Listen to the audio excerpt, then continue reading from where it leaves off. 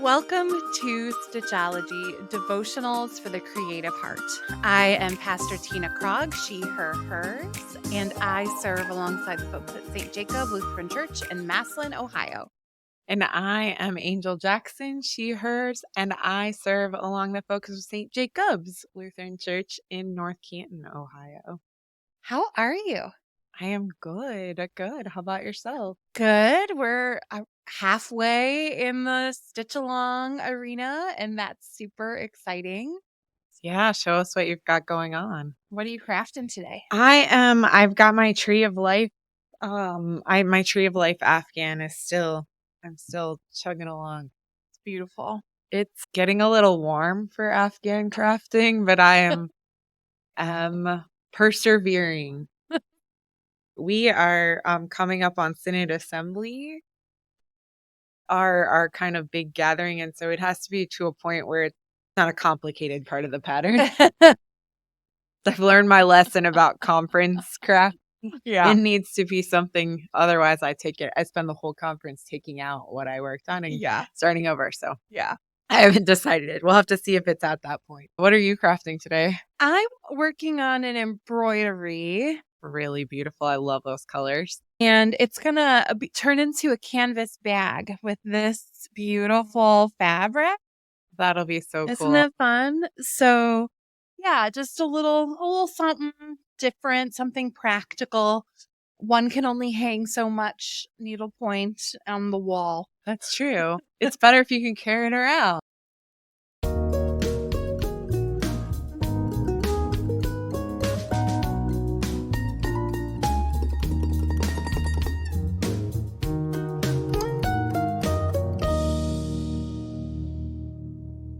So we start our time together not in traditional prayer per se, but in a prayer of noticing what God is up to in the world around us. And so I'm wondering where you've seen God this week.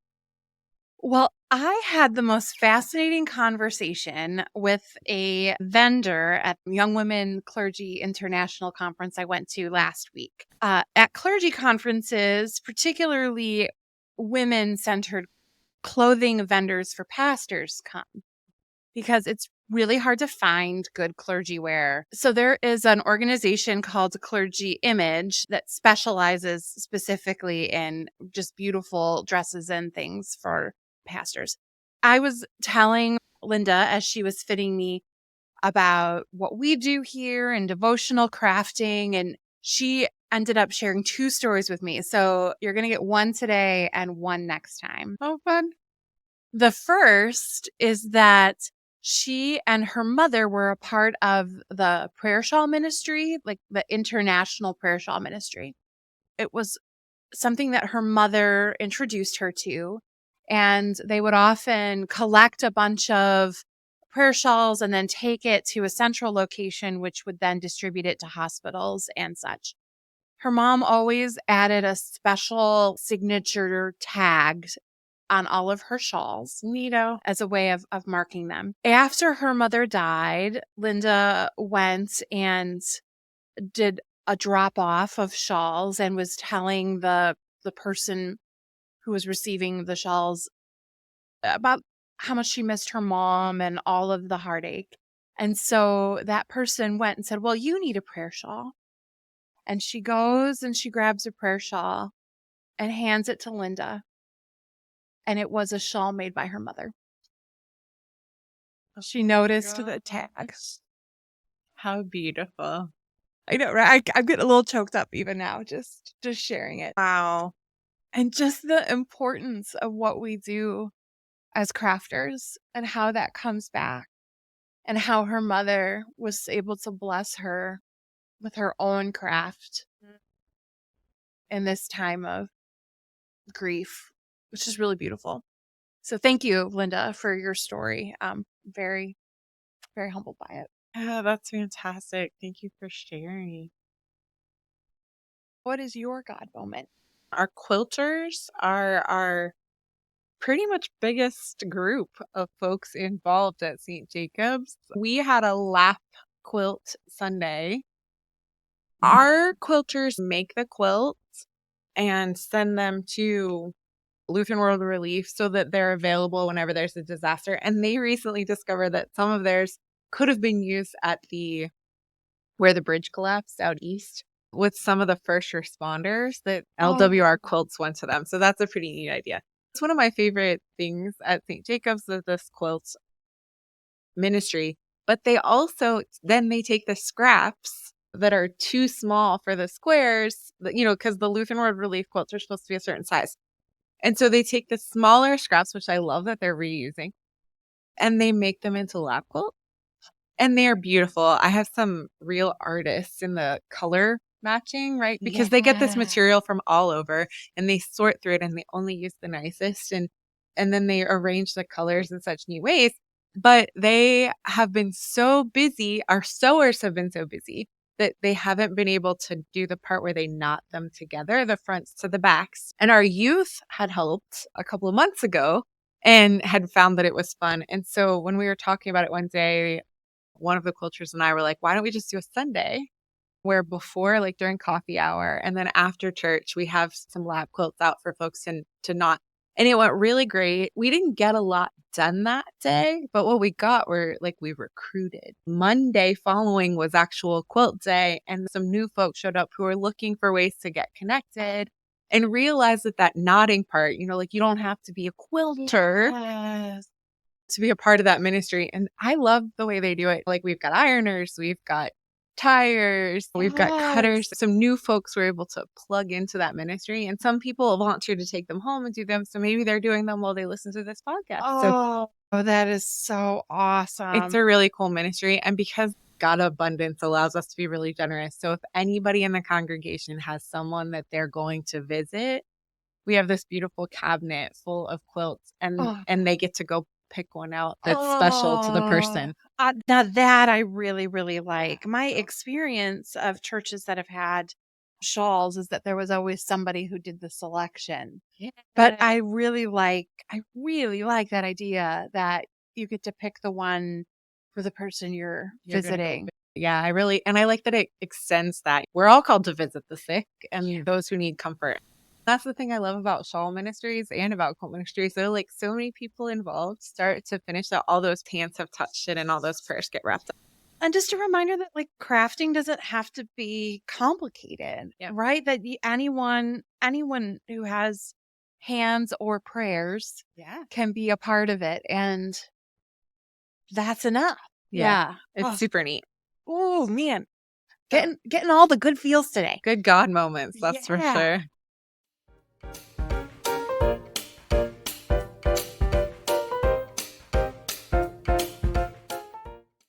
So we are in our last episode of the mom-centered images, and then we'll be segueing to other feminine descriptions of God. So if this is not your jam for whatever reason, do what you need to do to take care of yourself. We're going to close this section with a reflection on the idea of God weaning us and what that means to be weaned, specifically in Psalm 131. That seems like a good way to close the motherhood section. Yeah. Though, of course, as human mothers, we're not done at weaning. Right now, I'm trying to wean my daughter off of her bib. That's her security blanket. That's true. She does like to kind of. I can't get her off of it, and she'll just cry out, "Bib, bib." So no, the weaning is never done. No, that's true. That's good to think about. So Proverbs 31, it's the very last of the proverb. Mine says Song of Ascent. We've talked about how titles in your Bible that title a section are probably not there. This Song of Ascent is actually there in Hebrew, yes? It is. And then what does that mean? So a Song of Ascent is it's a classification of psalms. There's different types of psalms like laments and praise psalms. This is a type of praise psalm that has a specific bent to it. You'll find the Songs of Ascent between Psalm 120 and 134. They're nicely packaged for us in our Psalter. They are often attributed to David. So whether or not David himself wrote them, we know that the people who understood David's values and ideas about what it meant to connect to God through that intimate relationship that David had with God, those themes are represented in these Psalms. Excellent. So it's perfectly okay to say that David wrote them. But if someone's like, maybe David did, that's all right. Goes back to this idea of having a speechwriter, perhaps, that is helping to flesh out your own ideas. They are often a variation of what we call the priestly blessing. So in good old Numbers, we get the blessing, the Lord bless you and keep you. And that is referred to as the priestly blessing. And these Psalms are all a variation of the priestly blessing. They are cheerful and hopeful Psalms. A question someone will ask is, what are they ascending to, right? We call them the Songs of Ascent. So what are they rising up towards? And there's some debate on this. Some scholars believed that these were psalms that people sang as they were preparing for a festival day as a way to help them get into the cheerful mindset of Like your playlists, like your pre-planning playlist. yeah, like how Yeah, people listen to Christmas music for a long time to get ready for Christmas. Others believed that these were psalms that the priests would be reciting as they would take the scroll out and prepare the scroll to be read in worship. And that's generally how these psalms appear in worship life today.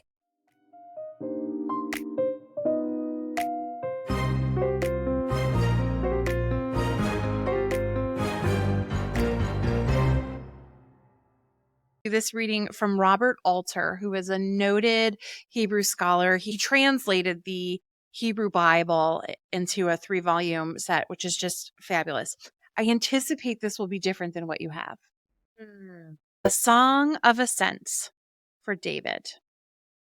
Lord, my heart has not been haughty, nor have my eyes looked too high, nor have I striven for great things, nor for things too wondrous for me. But I have calmed and contented myself like a weaned babe on its mother. Like a weaned babe, I am with myself. Wait, O Israel, for the Lord, now and forevermore. That's lovely. So what does yours? Because you're in the Common English, right? Yeah. Well, even to start with, mine actually translates a song of ascent to a pilgrimage song. I've heard that too, that these kind of psalms were used as marching songs on the way to the festival, traveling music, which I'm thinking about that because we're about to go on vacation and my kids have prepared a playlist. Nor have my eyes looked too high. I like that too. Mine says conceited, but I like that idea that I'm not trying for things that aren't for me or aren't far above where I need to be right now. That reminds me of a song from the Moana soundtrack that I am hearing because of my situation. And the idea of this song is happiness is being happy right where you are. That no matter where you are, there's an opportunity to be happy. And that is the sense of this, that I don't need to look too high or strive for these fantastical things because I have that pure contentedness. There is some beautiful wordplay here with verse 2, which I have, but I have calmed and contented myself like a weaned babe on its mother. This language of weaning comes from the word gamal, which means to ripen. And it was usually used to describe things like almonds, as we see in the book of Numbers, or grapes that we see in Isaiah. So things that take longer to develop. You think about a grapevine or an almond tree, though the fruit that comes from that isn't going to bear fruit for quite a while, which makes sense when you think about the fact that in this time in society, children weren't weaned from the mother's breast until about 3 years of age. Part of that was to ensure that children would get good nutrition because of uh, just the lack of healthy foods, right? That the Mm. mother's breast milk would provide the best for the child. Or even good water, right? There wasn't just water sitting around, clean water, Exactly. so, like, it would make sense for them to get their nourishment from their mother for much longer because of that. Interesting. This idea that like God is spending some time weaning us into our role. Mm. God isn't hurrying or rushing that process. Yeah, that's nice. I just saw a great reel on the Book of Faces about a mom reenacting the franticness of a breastfed baby. I remember at one point, my oldest was fairly newborn and I couldn't get her to settle. And my mom took her and was able to get her to settle. She didn't expect milk from my mom. She didn't put off the same smells that kind of made her frantic for the Mm. thing that she wanted. Not that she was really hungry, like she's fed, right? Like, but there's that sense once you are weaned, you're able to settle in and take comfort in a different way. Yeah. So I'm wondering about that, like what it looks to rest. And that the comfort we receive is more than just sustenance. But this idea is that God is giving us comfort that is beyond our base needs. Yeah. And that is enough. That's where happiness is that kind of bonding. My daughter is not a cuddler. Mhm. She's just not, she never was. She's got to run and jump as much Softer. as she can. She's on Yeah. the move. A couple days ago, she woke up from a nap and her bib was off. And so I had to put her bib back on and she's rubbing it. And she clearly had woken up because her bib was gone. And she let me hold her. And she just nestled in and let me hold her for a good 20 minutes. And she rarely lets me do that. That sort of intimate touch was healing for me. It was very therapeutic for both of us, I think. And I like thinking about what it must be like for God the parent to hold us to God's bosom, knowing that we love God for more than just our daily needs. Yeah. I think that speaks to prayer time and what I kind of think about prayer as. Sometimes we fall into the habit of prayer being ask and respond, which is prayer, right? Like that is prayer. But another sense of that centering prayer involves just sitting in God's presence and being loved. Yeah. My brain has a tendency to be analyzing and planning. Hmm. How do I best position everyone around me to be ready for the next thing? You have a lot of moving parts in A your lot of moving house. parts. I serve as the one who is the executive functioner in many, many different parts, which is a gift, right? Like it is a gift that God has given me, as my therapist reminds me. Like, but like a lot of times our gifts can be our greatest kind of downfall.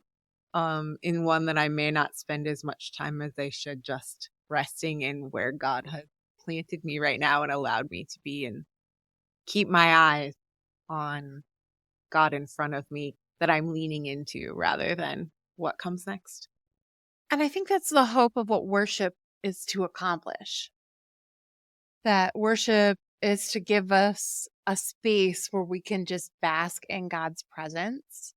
And if we think about this psalm as a preparation song for worship, then this is a reminder of what we're here to do. Lovely. I like that this picture is a weaned child because we have a tendency to think about weaning as the end of something. This is almost the weaning as the beginning of a different kind of relationship with Yeah. God that is more based on just enjoying each other's company and presence. Yeah. I love it. And I know this one seems to be a great as a short one, as a song of worship. It would be a neat song to rest in for a prayer mantra or a worship preparation. That would be neat. Would be neat. So, as someone who doesn't do prayer mantras, Can you kind of provide me an idea of how you might use that? I think were I to use this one in particular for like a centering prayer, I would read through it a couple of times and then I might just pick a word from it. I might just pick mother as a word. If you need to, the idea in centering prayer is you could think about saying the word in your head. That's like the easiest thing for us. But ideally, masters of centering prayer actually simply picture it in a way. There are lots of really great images, calm, quiet, contentment, words that you could kind of pick out of it, Wondrous. wondrous that you could just sit with as a way. And then attempting to clear your mind, other thoughts and ideas kind of pop in. And the idea is to kind of let them come in and let them pass out and recenter on that word that you're dwelling with in the midst of it. So I feel like this could be a lovely introduction to that and could have a lot of fodder for it. So, as you're crafting, focus on a word and use that as a way to help you enter the zone. I really like it. And in the meantime, we leave you with our benediction. May the God of inspiration bless your resting and your creating. Thank you for joining us for this episode of our Mother God devotional series. As a reminder, you can access the free cross-stitch pattern referenced in this episode by visiting our Facebook group page.